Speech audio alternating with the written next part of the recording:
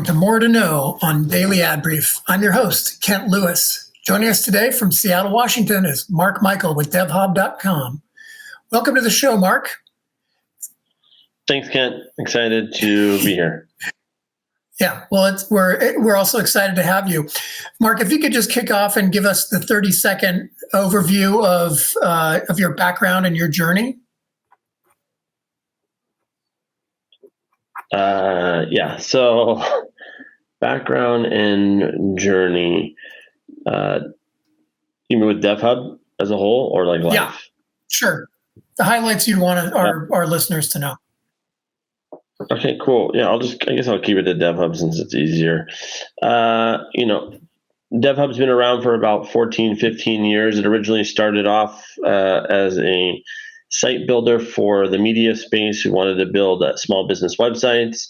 About 4 years ago, we started getting into the bigger brand space who use our platform to build a lot of what we call experiences, but the world knows as websites. As of today, over 227 brands have deployed with DevHub who have launched over 2 million experiences.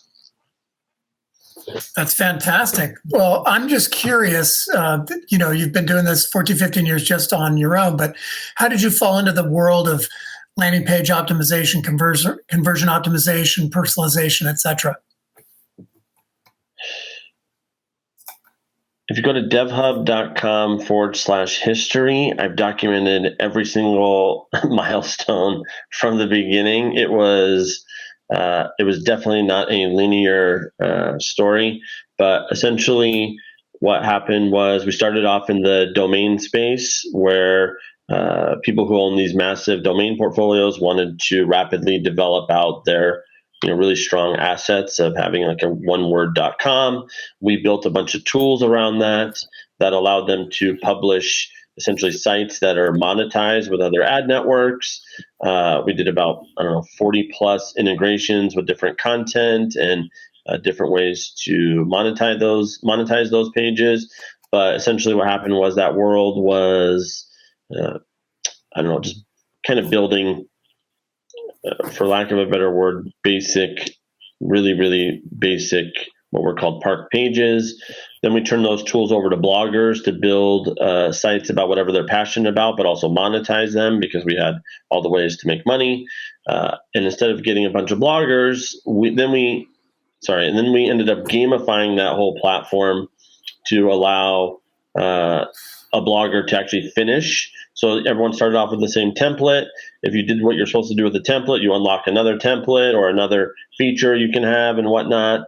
But instead of having bloggers use it, it was small businesses. Small businesses used it to complete building websites. At that time, we were getting a ton of press.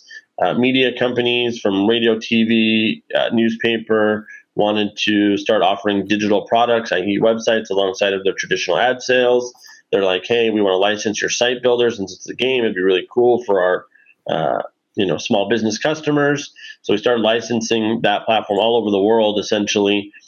But that was a really, really, really slow go because those companies, again, it's a human problem, right? I mean, it's no different than how the show started, right? We always say, technology doesn't break down, people break down. So you have all the intent to build like a really cool site for somebody, but go ahead and ask them for a logo. Does it take a minute for them to send it, a day, a week, an hour? And it's just that back and forth for what, like a $50 to $100 website, like versus a traditional ad sale for one of those, media, ad buyers, executives. Basically, they can close $10,000, $15,000 deals versus a $100 deal. So where do they want to spend their time? It took years and years for them to scale up. But in that time, we innovated the hell out of the platform to be able to present the best, let's call it site for, let's say, a plumber or vertical or whatever. And then things started to really click after that. So where do you think, I know personalization's been around for, 10 to 20 years, but in email websites, in one sentence or two at the most, where do you think it's going in the next, say, 2 to 5 years, your world of personalization? In the next 2 to 5 years, I mean, in a very weird way, I still think it's green field. I mean, like with all the brands we've worked with, I mean, we're still talking about the basics of even just getting sites up, right? Or building beyond one landing page. And I mean, the feedback we get is like, it just seems like it's too hard to maintain scale, aka 10, 20, 100, 14,000, 72,000. But that's what we made easy. And I think number one is probably, getting what we would call data experience marketers who probably don't identify themselves as that, understanding how to use that data to generate experiences, or as you said, personalized experiences, basically getting them to use that. But I still think the next 2 years is getting more brands to, come to the table with probably that idea that they can do more with their data than just like one-off pages, essentially. Well, I wish we had more time.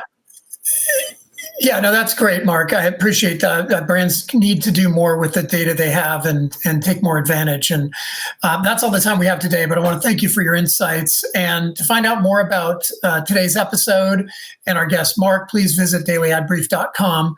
And we hope you'll join us next time on More to Know.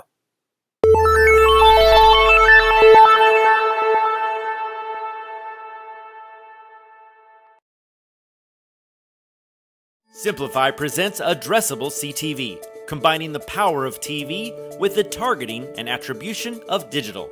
Simplify's Addressable CTV delivers massive reach with the ability to scale without sacrificing precision. TV buyers can generate incremental reach with household-level targeting, frequency controls, reporting, and insights. To learn more about Simplify's Addressable CTV and what it can do for your clients, visit simply.fi.